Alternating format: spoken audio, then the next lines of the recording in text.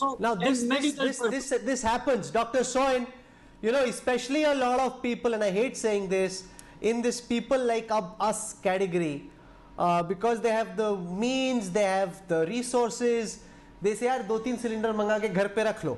Now, whether they need the cylinder at that time is not certain, but they apprehend that they may need the cylinder at some point in time, and they're seeing what's happening on TV. They realize that there'll be a problem when they need the cylinder.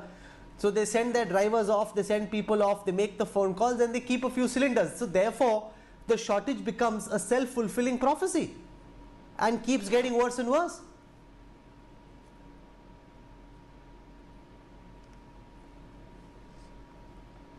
Rahul, that's absolutely true.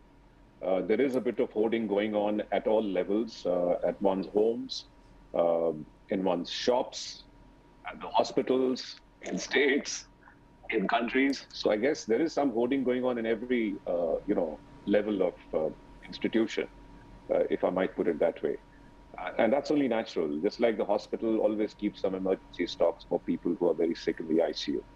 But overall, I think the thing is that people should not panic when they get positive with COVID. Then not everybody needs oxygen. So there is no need to hoard them in big amounts or large cylinders or for that matter, oxygen concentrators. You know, the oxygen concentrators are selling at a huge, premium.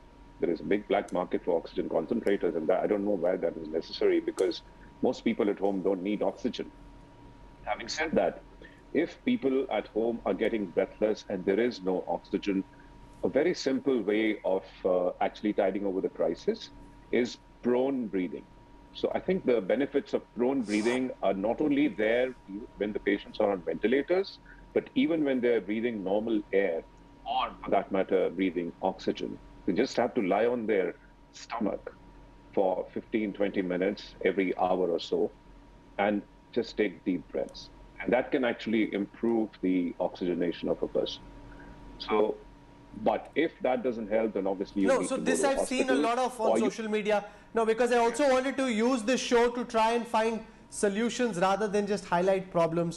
So that's this one prone solution for breathing that you sure, just Rahul. spoke about, can you explain why this is important? Because So why do you I think this is described, something people should be doing? How is this right, different from the way you are normally?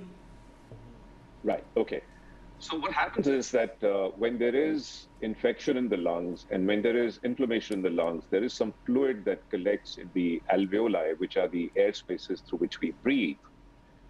And they are open if you're in the upright position or if you're actually in the supine position, which is lying on your back, then only the upper parts of the lung are actually fully open.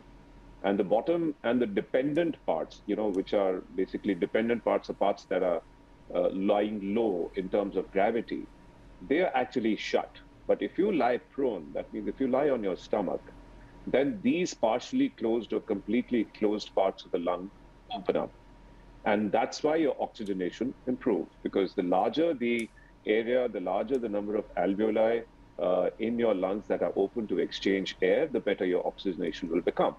So by changing posture, even to the left lateral side or the right lateral side, that means lying on your side, is better than lying on your back for these patients. But certainly lying on your stomach, which is prone, is very, very helpful.